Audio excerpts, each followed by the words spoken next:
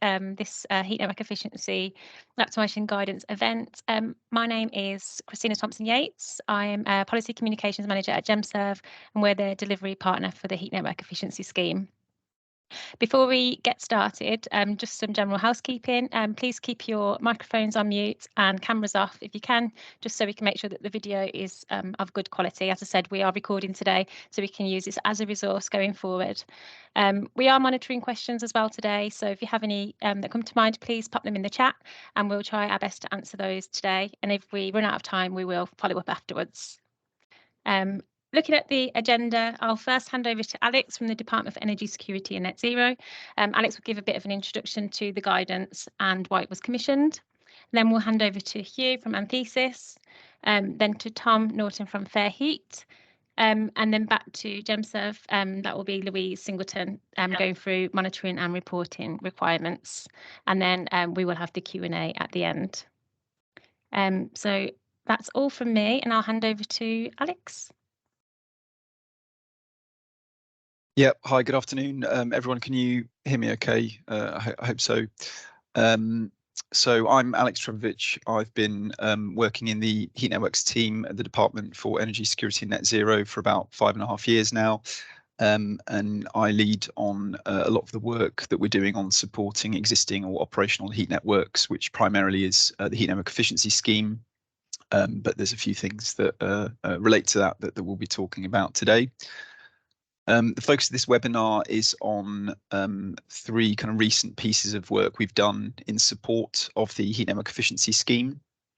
So these are threefold. So firstly, a series of short videos that we published back in February of this year on a range of topics that outline practical steps that heat network operators can take to improve the performance of their systems. Secondly, heat network optimization guidance, which we published in June this year, that provides guidance on operational issues and outlines kind of processes for understanding and addressing these issues. And then lastly, the Greening Existing Networks project, and we'll be publishing something on that shortly. And that was looking at assessment of different ways of decarbonising existing networks, particularly those at the sort of larger communal or district scale. So those 3 kind of pieces of guidance form the most recent steps in the work that the department's doing across the last 4 or 5 years for existing heat networks. Obviously focusing on improving operational performance and delivering good outcomes for customers. And the presentations by the other speakers will focus on those 3 things in a lot more detail. In terms of just providing a bit of context and looking back at how all these kind of things fit together. So our work in the department on existing networks was kicked off really by the 2018 CMA Competitions and Markets Authority report into heat networks, and broadly the outcomes of that report were that although most heat network customers get comparable or better levels of service and price than equivalent individual heating solutions like individual gas boilers, there is a small but significant number of heat network consumers where customers get poor or very poor service from heat networks. And we know these issues have likely been exacerbated more recently by the kind of cost of living and cost of energy pressures that we've all felt. So off the back of that CMA report in 2019-20, we carried out the Heat Network Optimisation Opportunities project, where we directly procured 3 consultants to investigate performance across 21 existing heat networks and developed this concept of optimization studies. In 2021-2022, we extended the offer to include capital grant support through the Heat Network Efficiency Scheme demonstrator. That was a 1-year, £5 million scheme. And we supported 37 projects with capital grants and 73 with optimization studies. And in February of this year, we opened the Heat Network Efficiency Scheme, which is a £32 million, again, offering capital grants and optimization study funding. And we're currently approaching the close of our 4th funding round for that. So that's all the stuff we've been doing. Why is that all important? Well, all the things I mentioned above contribute directly to three core elements of heat network policy that the wider team at the department is developing. And I'll talk very briefly about those three. So firstly, consumer protection. We absolutely need consumers that are satisfied with the service outcomes they get from heat networks, even in advance of heat networks moving towards a regulated market. Secondly, decarbonisation. So obviously we need to make sure that existing fossil fuel-based networks are performing well and importantly maintaining this performance over time, so that they can either effectively and efficiently shift to lower carbon heat sources on their own, or provide an attractive opportunity as connections to future large-scale networks as we move into a heat network zoning world. And alongside regulation, projects will need to be able to meet and evidence compliance with future technical standards. And then thirdly, growing the market. So we've got some pretty ambitious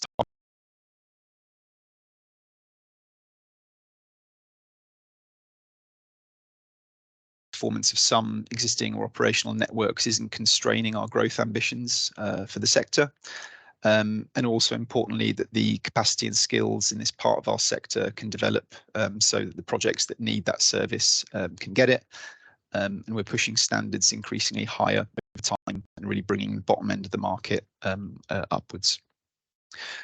So the published documents, I mentioned that the focus for today essentially provide additional materials and resources outside of our grant schemes and hopefully complement them very closely. And our intention is to further develop these over time if and when that's needed. And hopefully links to all of those things I mentioned can be made available to you as part of this webinar.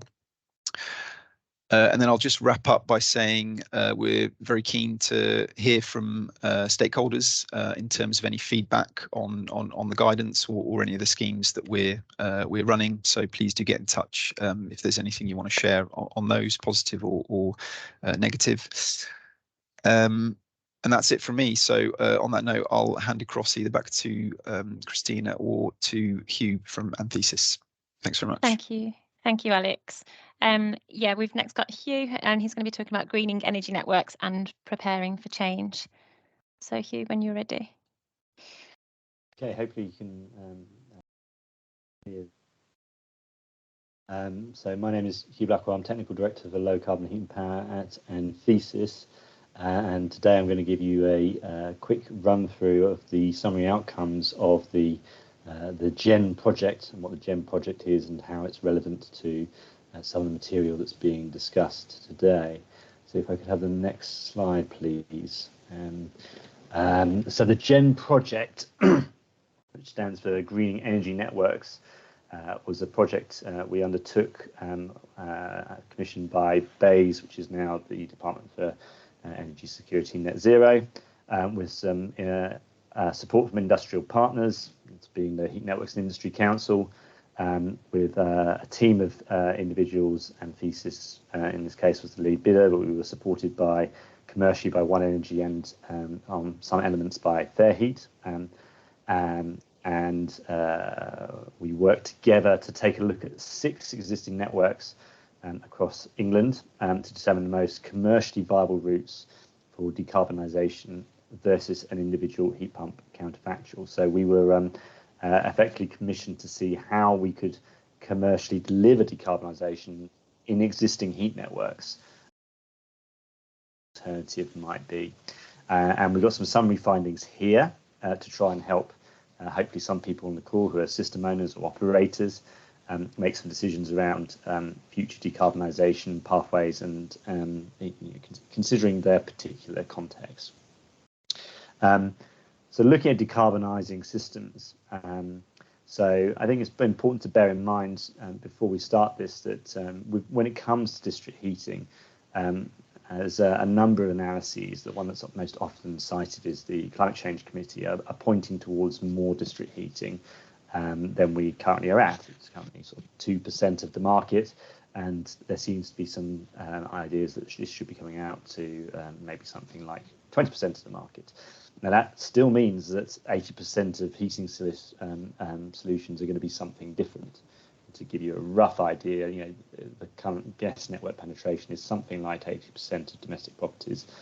So there's although there's a step change in district heating, it's not necessarily the thing which is the be all and end all in terms of decarbonisation.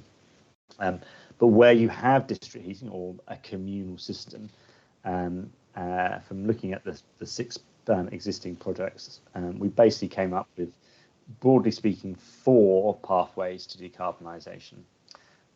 And we've broken them down here in this kind of context to give you some idea. Now, these are basically speaking a gas-based decarbonisation. That could be biogas, or it could be hydrogen. And actually, that type of solution, the benefits of that is potentially you're not doing changing your approach dramatically at all in plant rooms for a communal or a district heating system. You're swapping your fuel around. There is some changes to plant. It's not a case you can just change the fuel and there's no impacts, but it's limited impact. And very much the kind of strategies you take in terms of heating and things of that nature are conventional. They are things like CHP, they are things like boilers, but using a different fuel. Now, the major challenge here is once you get away from some of the proposed hydrogen hubs, of which there's a very limited number, it's highly unlikely you're going to be able to get, for example, hydrogen at scale quickly. By the target we set here is sort of before 2035, thinking around things like the Paris commitment and climate emergency declarations that some organisations have made.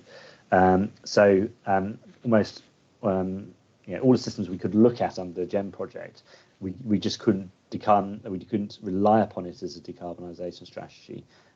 Because there was no supply. There's effectively not a source of biogas or hydrogen conveniently close to where this the existing system was, and so we didn't get to take any project forward. And that's, I think, is going to be generally a finding when you look at this on a wider scale.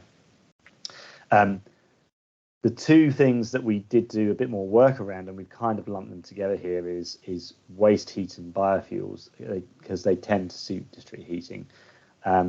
Waste heat from EFW or energy from waste or anaerobic digestion or any heat from cooling, if you can find it, was the thing that we came across again and again as actually something which was commercially viable, often commercially viable today, as in where this existed as an opportunity, given a geographical context, there was often already a business case for this to actually be done, not potentially without government subsidies.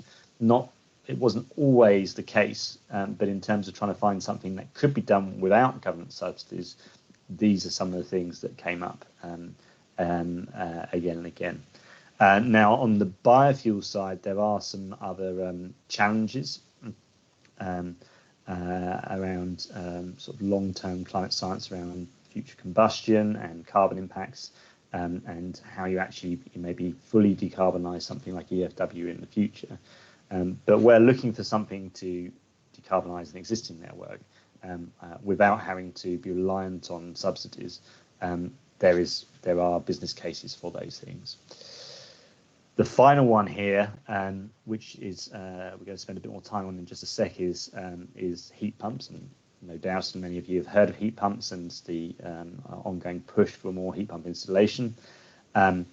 These again have associated challenges with them. They're a bit different from conventional systems. There's different design risks to bear in mind. But often it appears this is a future fallback for many systems. And when I said earlier on, maybe 20% of the future market of heating is district heating, what's the other 80%? Probably a very large amount of that is going to be something like individual air source heat pumps. assuming some of the other infrastructure issues around electrical supply and things of that nature can be resolved, and that's another area of discussion. But moving on from this slide, what I'll just do is speak a bit more about the heat pump issue, because the following applies basically at both communal and district scale. I've got a nice little table here which gives you a rough indication of the differences between conventional fossil fueled approach and something like a heat pump. And as you can see, something like the cost is an order of magnitude more. So this is more expensive kit, and it's not necessarily going to be getting substantively cheaper in the long run. The size is also more, so often the footprint is double, and actually the volume can be triple of what you would be doing compared to a conventional gas system. And with that, weight is also increasing. Weight is roughly doubling, something of that order. And that's a nice little example of the kind of differences you might be looking at for an equivalent heat output from these systems. So you have to be careful. You can end up with space limitations. And there's another set of effectively novel technical challenges and risks lying around with this, which people have not had to deal with so far. Some of the examples of which are given here, things like cold pluming, ice formation, fire strategy integration, health and safety around refrigerants and things of that nature. Nonetheless, where you can deploy this type of equipment, you can get a large positive carbon impact straight away. And actually, if you employ something which will do something like 30% of your peak, you can get very large, your peak load, you can get very large carbon benefits, even though you're actually only supplying about a third of your peak supply. Now, very much their performance is king, which is known as coefficient of performance, COP, and however you can improve that is pretty much the key for getting good payback. But the economics of some of those approaches, so for example, a ground-based system versus an air source system, can sometimes be challenging. In that it's no doubt you do get an efficiency improvement, but whether that covers the additional capital, for example, required of a ground array compared to a quicker and easier approach with an air system, that is a bit harder to say. And the one of the other key findings we came out of the GEM project is often actually you may be better off with a high temperature heat pump, so a heat pump that can make maybe 60, 70, maybe even 80-degree water as a step change to decarbonize your system. If that avoids you going and having to completely replace all your heating systems, so all your terminal equipment. So depending on a network, the communal system scale and things of that nature, it can be economically better to take a step with a high temperature heat pump and work on reducing and improving the system later than necessarily buying a heat pump which cannot make those temperatures, and that actually meaning you've got to go back and change all the rest of your system at the same time. So do bear that in mind in your context when you're looking at decarbonisation of your own system. But the key points I'm coming to here, which is going to sort of move seamlessly on into things that Tom is going to be talking about in much more detail, is whilst we're working through the GEN project, the reduction in heating system operating temperatures was nearly always beneficial, regardless of the heat supply. So whether it's a heat pump, that's often an obvious one where people talk about temperatures and needing to get to certain temperatures to make the system work. But actually, even if it's a gas system, even if it's a energy from waste system, it's almost regardless of heating source, reduction of your heating system flow temperatures is almost always beneficial.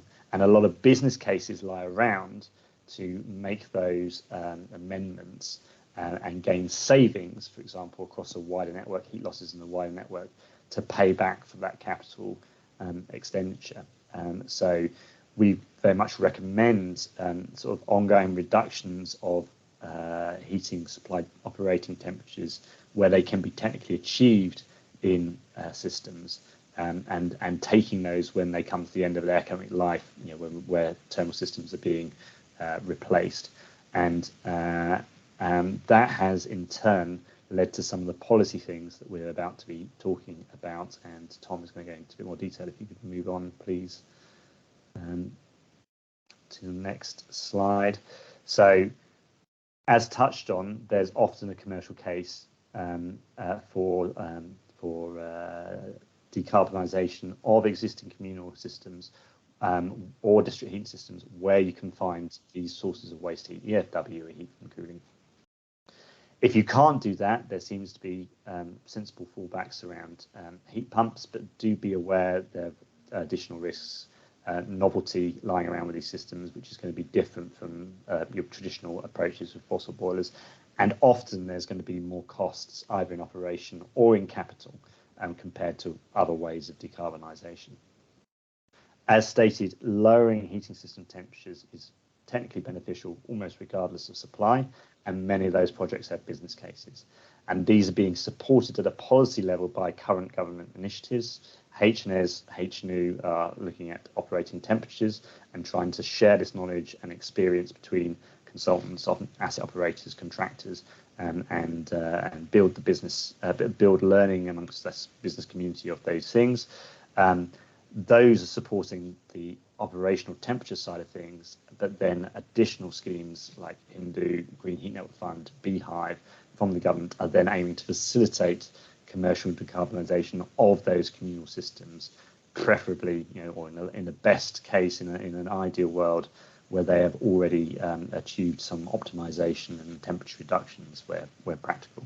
But where that's been done and you can connect them up, these are the ways we're going to be able to grow the district heating sector and hopefully solve some of the problems around decarbonising heat supply. On that note, I will pass on to Tom, who is going to go on to a bit more detail on the technical guidance being released to describe how this may be done. Thank you, Hugh. Tom, you can just go ahead. Thank you very much. Thank you, Hugh. Thank you, Christina. Okay, so I'm going to talk today about the actual guidance documentation and videos that have been released. I must say up front that I'm going to try and fit this in as well as I can within 20 minutes, but it's a lot of information. So please do actually go and access the files and the videos after the webinar. Just a bit of context. Next slide. So just a bit of context. So here's a quick introduction of myself. So my name is Tom Norton. I'm an associate at Fairheat. I'm the head of the operations team. And the operations team leads on these legacy projects, existing heat network projects. I have a team of about 15 engineers at the moment that are dedicated to working on these types of projects. I co-founded Fairheat back in the day about 8 years ago. So on to the next slide, why Fairheat kind of carried out this work. So through Alex laid out at the beginning the HNES scheme back in 2020, the HNES demonstrator in 21, and there's now the HNU2 program and HNES fully phase 1 and 2 is in progress. So through all those projects, we've established a standard methodology for working on these optimization studies and doing the analysis and presenting the information. Also, our business is fully structured around quality assurance, so not just existing heat networks, but also new developments coming through and improvement works, although the guidance is just specifically to do with legacy heat networks.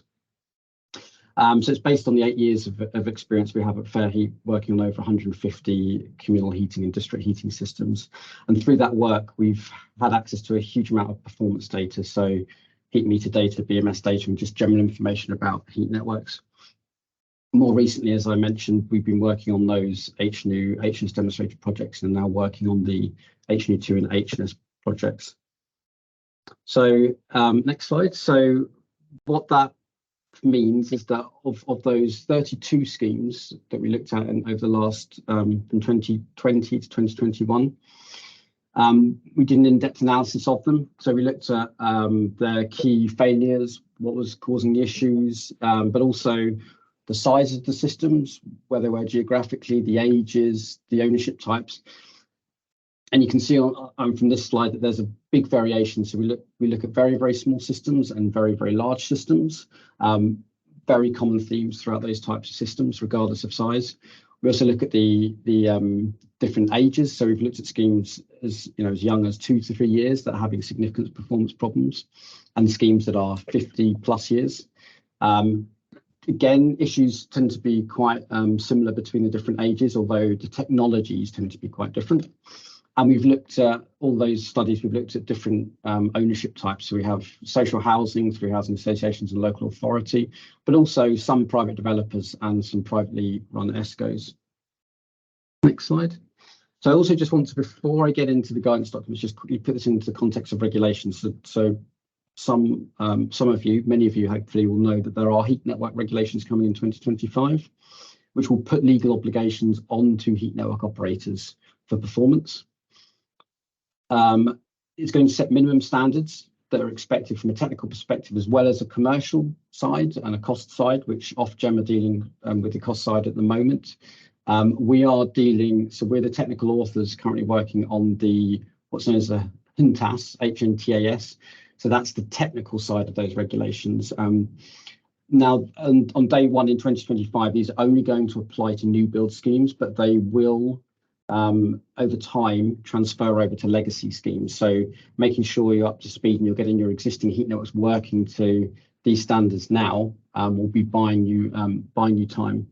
So the HNOG documents, HNOG is the first time I've mentioned acronyms, so the Heat Network Optimisation Guidance, so the guidance we're talking about today, that will complement what we expect to be in that technical assurance scheme. Okay, so purpose of the guidance in the audience. So the purpose is dissemination of common issues and methods for optimising heat network performance, what kind of issues we're seeing on systems, and how we go about improving them. So it establishes key principles and methods and starts generating a common language that all engineers, consultants and operators can use to understand the issues surrounding their existing systems. There is a lot of material in there for engineers and for consultants, which can be used for upskilling individuals and teams and organisations, and also sets down the standardised way of approaching this, which one will help engineers, but also will help owners and operators of heat networks understand what they should expect the engineers to actually be providing. The guidance provided fell into 2 key categories that Alex mentioned up at the beginning. So there's non-technical for heat network operators, which are typically around the videos, and then there's the heat network for specialist engineers, more technical stuff, which is the actual guidance documents. So first of all, I'm going to start talking about the guidance documents, so more the technical audience. So those would be on the left of the side, we have 2 documents. We have the guidance note, which encompasses the majority of the actual guidance. It's about 85 pages long. I'll go through that in a high level in a second. And there's also an accompanying template scope of works, which can actually be used by operators to specify optimization works. And then we have the videos as well, which will be for the non-technical. So if we look going into the actual guidance documents, so next slide. So this is the again what we call the HNOG Heat Network Optimization Guide, the process guide. So as I said, it outlines key principles for improving heat network performance of existing schemes.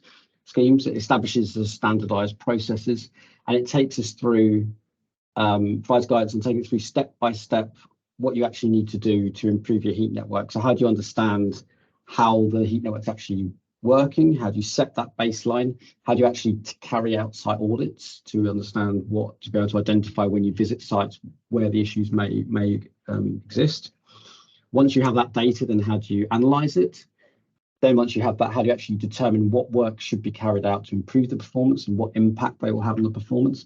And then finally, because at the end of the day, it's all about pounds and pence, actually putting together the business case for the heat network operator. So how much will it cost to implement those improvements, and what would you expect the benefit to be from them? So first of all, looking through key principles. So the first section of the guide sort of outlines commonly used terminology that we use within the heat network sector, just to reflect back to the regulations that I mentioned earlier, we're also aligning these with the regulations that are coming in 2025. So we're developing this common language that we can use. So for example, what is the consumer heating system? What's the communal distribution network? Where do things start and where do things end? And usually that is actually quite grey, and people use lots of different terminology: primary, secondary, tertiary. So it's actually really defining what those words are so we can make sure that we're all talking about the same things. On to the next slide. We also look at the guidance covers all different heat network typologies. Not every single one, that wouldn't be possible, but we looked at all the networks we've worked on over the years, and we caught, we think, 90% plus. So for example, those can be what we traditionally see as two-pipe system, very common, particularly in newer developments, or four-pipe systems, which are far more common in those older type buildings built before, say, 1980s. We also look at different heating types. You might have direct heating systems, you might have HRUs installed, you might have cylinders. This guidance will cover all of those different types of systems, so it's quite thorough in that respect. Then we at a high level, we outline how you actually go through that improvement process. So first of all is to understand what the issues are, and the optimization guidance really covers that section about how do you understand, how do you set the baseline of the performance, how to understand what's going wrong, how can you improve the performance. Once that's been carried out, we've split the remaining work into three sections. So what we called a term called stabilize. So it's almost like treating a heat network like a patient into hospital. There's some things that can be done extremely quickly, which are usually very low cost, very easy to do, very quick to do, which can see huge performance benefits, not just efficiency benefits, but also improvements to the resident experience, whether it be breakages, outages, then residents not getting enough hot water.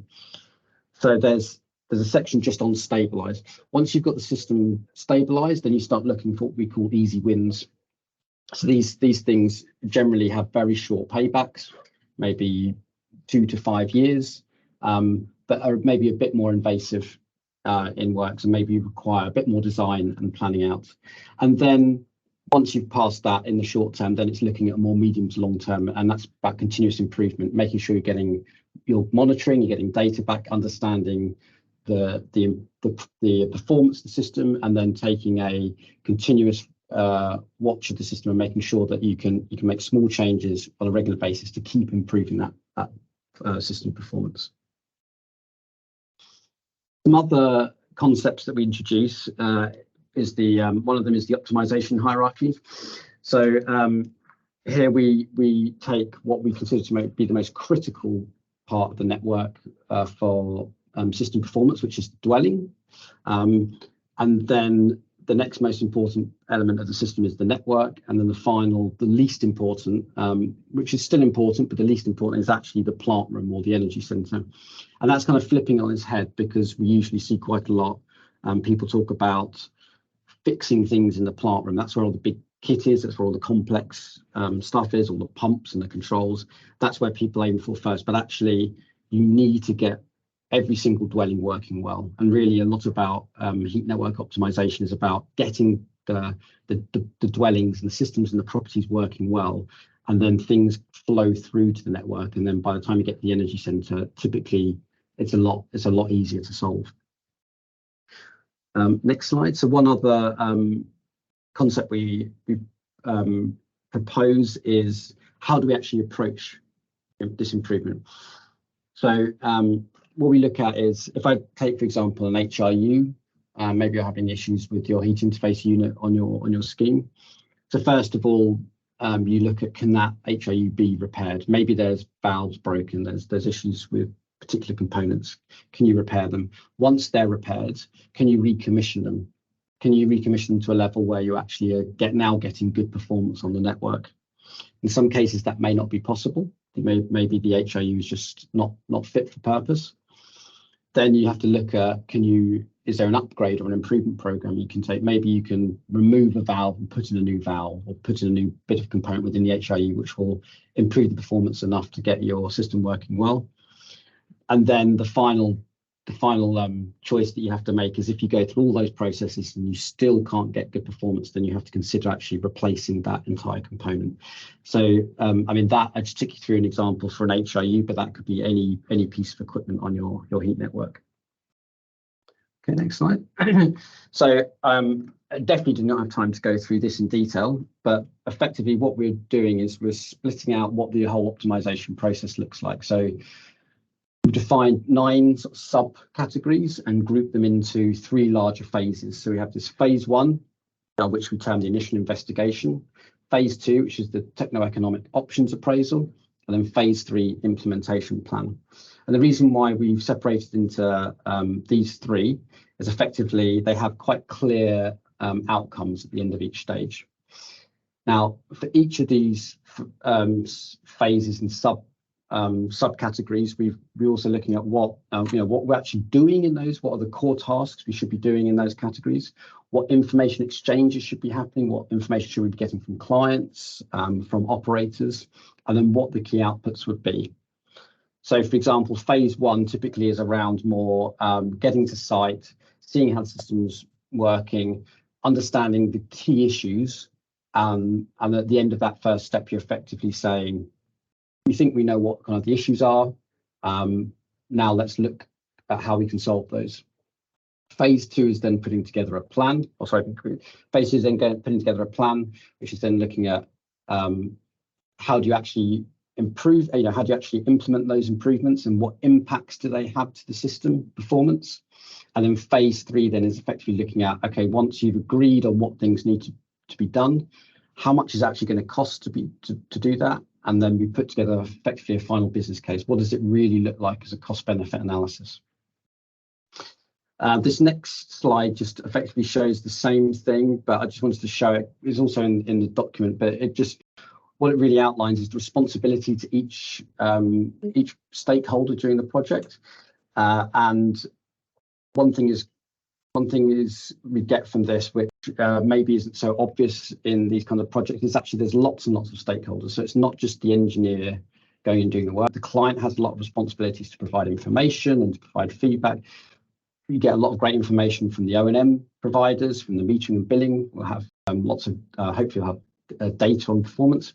Equipment manufacturers to understand how the pieces of equipment work on site, and then getting contractors also involved near the end to actually really fix up those costs so the actual proposals you're making do make financial sense. Down to the next slide. So we also set out in the documentation there's a required level of knowledge and expertise. We set out 2 defined project roles, a study engineer and a study lead. The study lead is actually accountable for the whole technical quality of the report, requires a lot of experience in heat networks, generally would be a chartered engineer or at least to a higher, a master's level. And then a study engineer who has some experience but can lead actually on the site visit, can lead actually on the analysis, and there's a lower requirement for qualifications. And the reason we're bringing this in is because they'll actually support the operators to make sure that when they specify consultants to do the work, they know that they're actually getting qualified engineers that can do the work. And it reflects actually how complex existing heat network operation actually is. And one final thing just that is, again, this is going to tie up with regulations that are coming in. So there's going to be lots of definitions in the incoming regulations about the competency levels of engineers carrying out works on certain projects, and this will sort of tie back to that. Okay, next slide. I'll go quite quickly through these slides, but effectively, so this is like section by section now, and each of these slides covers 10-15 pages of the report. So again, I strongly recommend to actually look at the guidance documentation. So the first level is determining performance. There's a set of KPIs. We define what those KPIs are throughout the system, energy centre network dwelling, others, so things like carbon, water quality, things that might not be captured within those individual areas of the network, and then how you go about calculating. So you put in quite definitive, precise calculation methods for defining what those KPIs are. So once you've determined the performance and you've got those KPIs, So then that's typically when you carry out the site audit. So we provide some information about health and safety on a high level, more around about the responsibilities and the roles of people in the project, about who should be providing what information to who, what information is required, whether it's data, drawings, schematics, maintenance records, things like that. What typical equipment is really, really useful to have on site, temperature sensors, pressure sensors, things like that. And then what kind of activities the engineers should be carrying out once they're actually on site doing the audits, which locations of the network when they're there, what kind of measurements should they be taking. Once you've done the site analysis and you've got the data back, then it's about what do you do with that data. So you feed in your findings from the site audit. Hopefully you've got some lovely heat meter data which you can analyse to understand where the losses are in the system and what the performance is. You then build a heat loss model of the network, and then you can then start applying those interventions onto those heat loss models to understand what impact they'll actually have. We provide guidance about also how a very big energy saving for existing heat networks, which is sometimes less obvious, is actually how much energy can be saved through pumps. And we found through the studies actually a lot of savings can be through just getting the pumps under control in the plant room. And then also again on the right, it's about creating a common language for presenting information. So on the right, we have examples of how we present and how we recommend in the guide to present heat losses throughout the network, broken into different parts of the network and through the flow pipe and the return pipe.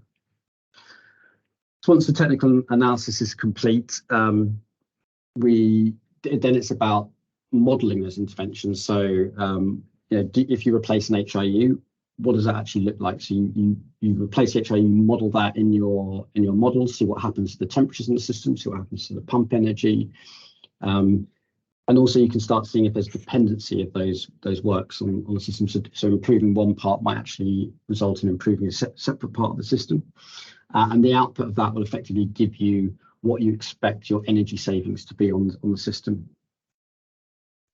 Then once you've done that, it's about putting the business case together. So you've found out what interventions will improve performance, what level of performance it'll be. Now you need to find out how much it's going to cost to do those, and we provide lots of different analysis techniques on how you can go through and assess those and communicate them again back to the client. What are the key risk items in doing that business case? What are the unknowns? And then also about putting a delivery plan together. So we don't want to just keep creating reports that then just go on a shelf and not on actually actions. The output of the optimization should really be, this is a step-by-step guide to how you actually go about to realize the performance improvements. The final section of that guide also does just outline 16 common reasons for failure. So these are just taken from industry, wasn't just ourselves, but having peer review from industry about looking at what are the common failure areas we see in networks. So this section is quite a nice summary of what kind of things you will typically see go wrong, how often you see them go wrong, what impacts they have, and how much they cost to rectify those issues. So that's the guide document in itself. There is just I mentioned right at the very beginning, there's also a template scope of work. So that's obviously a lot to take in, all that information, that 85-page document. It's quite technical. So what we asked to produce was also a template scope of works.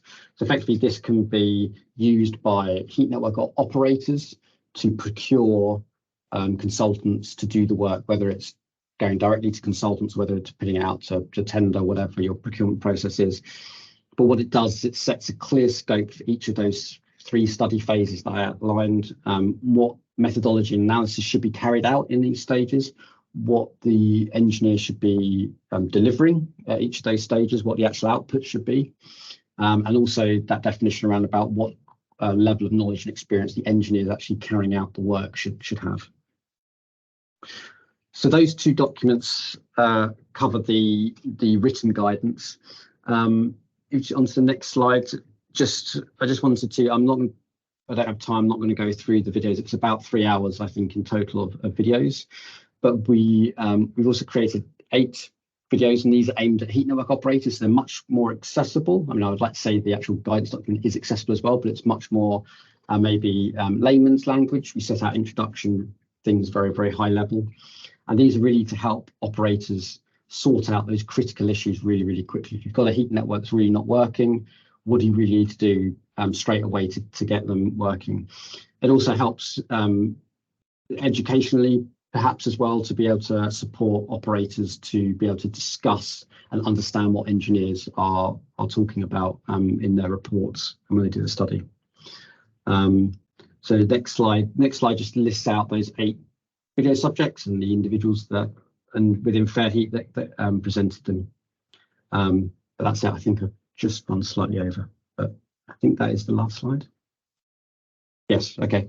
Yeah, so thank you for this. And like I said, just to reiterate again, that a huge amount of information I just tried to pass over. So I'd strongly recommend actually accessing those videos and downloading the documents and having a read through. Thank you. Thank you very much, Tom. Christina. Thank you. And just to make you aware, at the beginning of the session, I posted the links to the guidance and the other links as well in the chat, so you should be able to access them directly from there. I'll now hand over to Louise from GemServe, who's going to be talking about monitoring and reporting requirements. Thank you very much, Christina. So Alex at the start of the session explained about the heat network efficiency scheme, everything Tom just talked through in terms of the optimization studies. That is what we will be looking to fund as through our revenue pot. Our next funding round 4, closes on the 22nd of September. If anyone is interested in submitting an application, they are fully funded grants for revenue. So yeah, please email hnes@gemserve.com. We can put that in the chat as well if you are interested and want to submit a revenue grant for your heat network. But I just wanted to touch on very briefly at the end here, if you are successful within HNES for getting some funding, there is a condition around monitoring and reporting following your success in getting the funding. So we want to be able to make sure that your project is delivering as to time, and that you're going to be spending the money that you've been granted, and more so on the capital side of things, that the benefits that you said in your application form you want to achieve are being realised. So we do provide written guidance to successful projects on how to complete their M&R returns, but essentially it's an Excel document that for both revenue and capital returns, they're required from when you've signed your grant award. For your revenue studies, we require them every month until your optimization study is completed, and they cover how your project is progressing, any risks and issues that you might be facing, and any budget that you're looking to draw down across the lifetime of the project. And then right at the end, there's a final tab for your last return that you have to submit, which typically we would expect your consultants to be completing, which is a summary of your report of your optimization study. So it gives some overview into the different work packages that have been suggested that could be implemented to improve your network, and the typical savings that would be achieved as a result of those. So we would be looking at what your current baseline is, things around how much gas you're using, how much electricity, what are your carbon emissions, how many outages do you currently have, what's your current flow and return temperatures, and then we'll be looking to understand, okay, these are the different packages of measures that the consultant has suggested, and what impacts would those have on your heat network if they were to be implemented. So all of that information should be in your optimization study anyway. It just allows us to then collate all the information across all the revenue projects and in a consistent format, so that we can compare across all of the optimization studies we've funded the potential outcomes that could be achieved if the recommendations were implemented. If you then did go on to submit a capital application and were successful, again, we want you on a monthly basis to provide us updates on your project progress, your risks and issues, and your budget drawdown. but we also want you to continue completing your returns for 24 months after the commissioning date of the project. That's to give us 2 years worth of data and covering 2 heat cycles to make sure that the benefits have been realized and have been maintained, and it's not just a fluke for the first year and then second year it drops off or whatever. And so yeah, on a quarterly basis, we would want you to in your application form, you have to say what your baseline is and what your targets are projected to be. And then in your quarterly returns, we'd want you to show what your actual sort of figures are, so we can see how you're progressing against the benefits that you outlined in your application. So yeah, so that's just done on a quarterly basis, covering the previous 3 months in that quarter. So it's just something to be aware of if it is something that you do want to submit an application into HNES. We do ask for some feedback and data back to be able to make sure your project's on track. I think that was all from me, Christina. Thank you, Louise.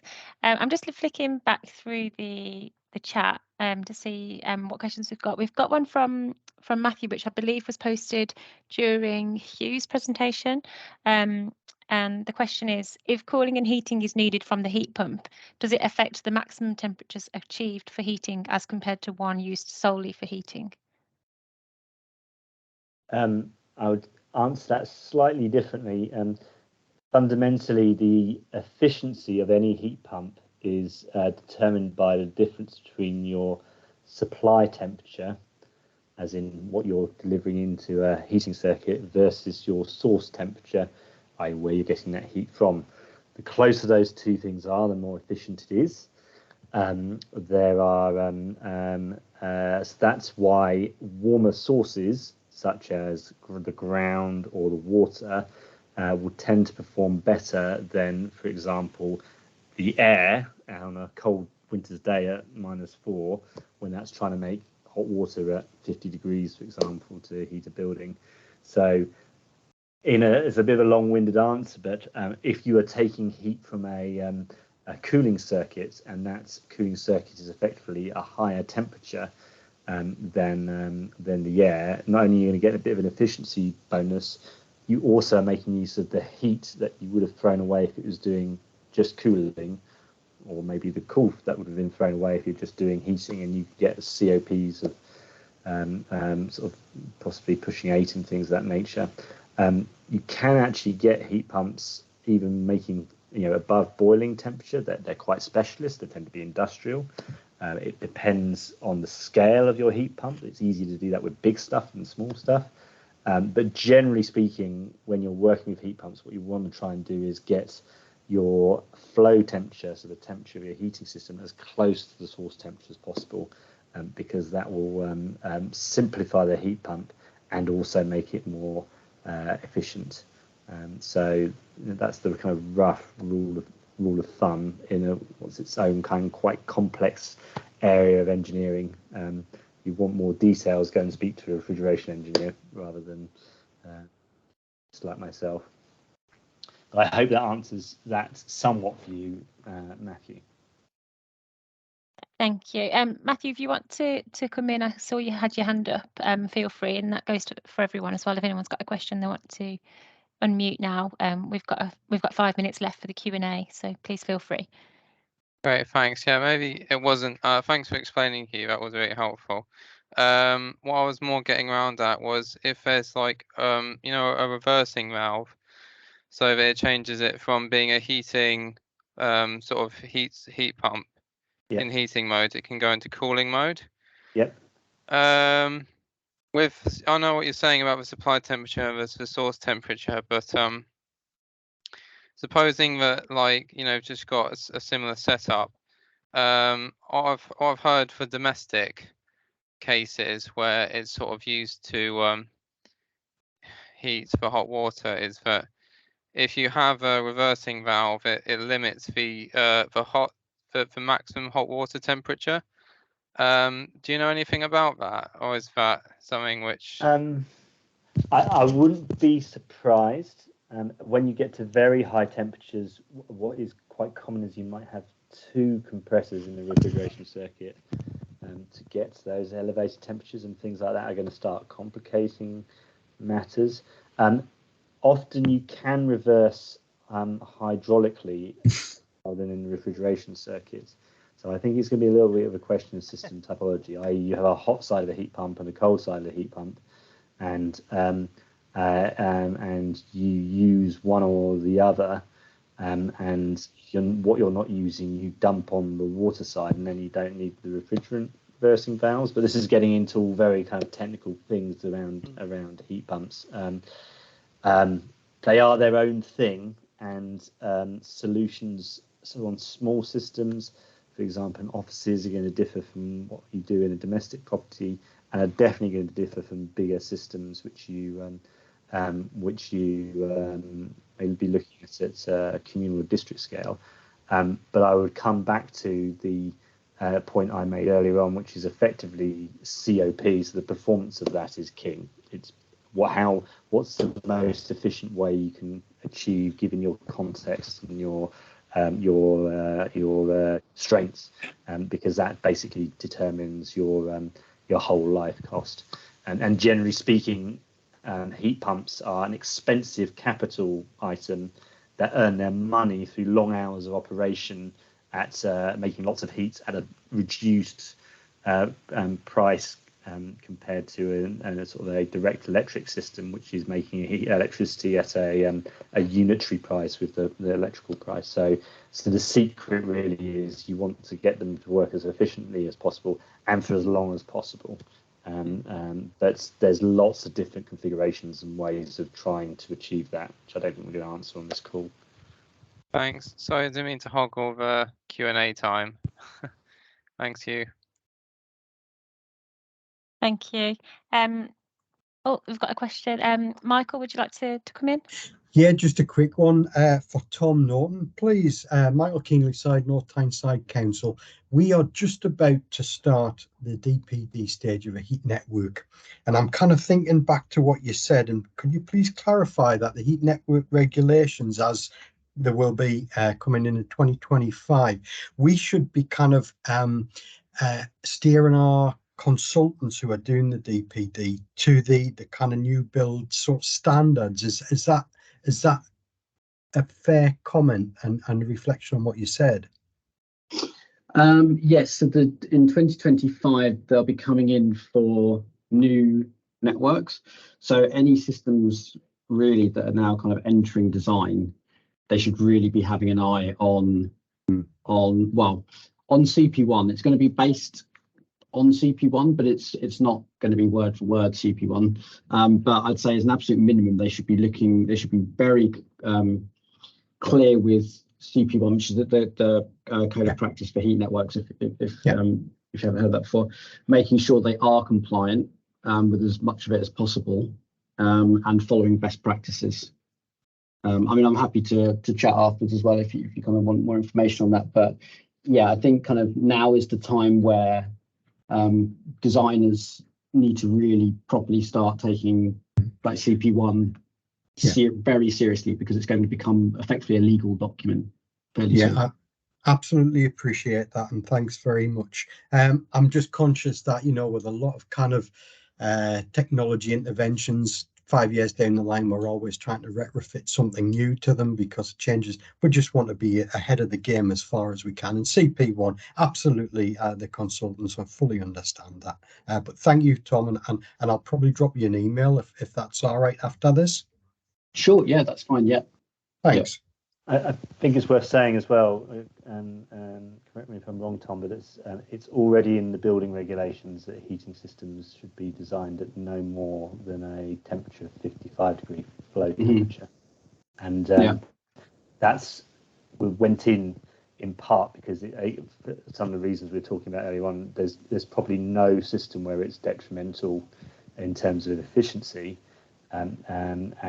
and where you've got increased thermal fabric efficiency, such as in a new build, there shouldn't be many cases where that's impossible. That might open up a bit more on existing buildings, but nonetheless, it's quite a useful point of reference if you're doing retrofit or anything of that nature. That is the target setting regulation for new build, and there's a lot of existing buildings could probably hit that target if it was set upon retrofit or refurb. There may be some marginal boundary conditions where it's a problem, but it is a place that you can go and look at and sort of point at as to where technically you can start at and hopefully improve upon. Thank you. So we haven't got any more questions in the chat. So unless anyone else wants to come in now, I'll just leave you with this slide here, which has the email address that Louise mentioned. If you are considering an application under the HNES scheme, please send any questions you've got to hnes@gemserve.com, which I also posted in the chat. And if you do have questions for you or Tom, by the way, you can always get in touch with us so we can forward them on. And then if you have any questions about an application specifically, we can put you in touch with a relationship manager who would guide you through the process. But I'd just like to finish off by saying thank you so much to Alex, Hugh and Tom and Louise for your time today, and thank you for everyone who joined us. We will send the slides and recording to you all later on in the week. But we have just had one final question come through. So if we've got time to answer that now, the question is, what type of refrigerants are we recommending for heat pumps for the next 10 to 15 years? Can we squeeze the answer in? I fear that's not a quick question. I would say that it is actually very much an open question within industry, and no one really has a complete answer. It is very much a moving feast. Traditional refrigerants are probably being phased out and could go quicker than people anticipate, which would leave you with a maintenance problem. Almost everything that's coming in has other associated challenges, risks associated with which need managing and understanding and managing. And not impossible to manage by any sense of the situation, any sense of the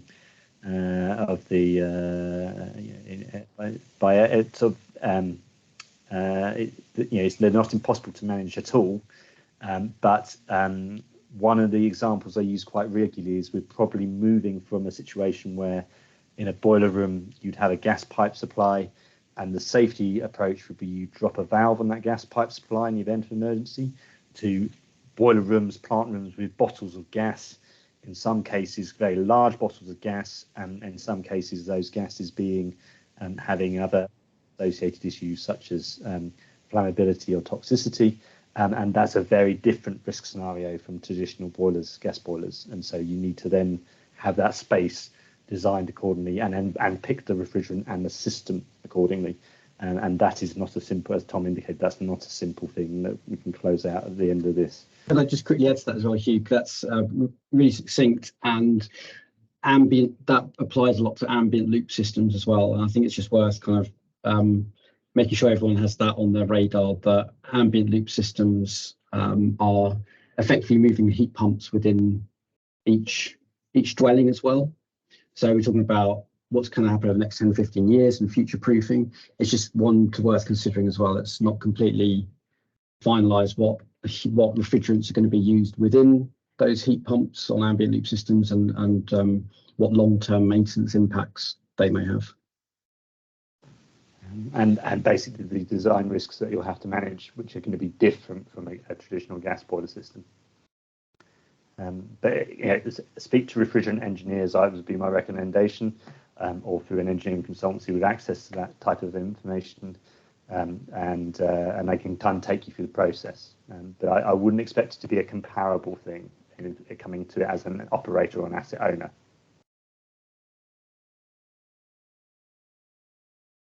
Thank you very much for your time. Thank you, everyone. Cheers, thanks all. Thank you. Thank Enjoy you. the rest of your day. Thank you. Bye-bye. Cheers. Bye-bye.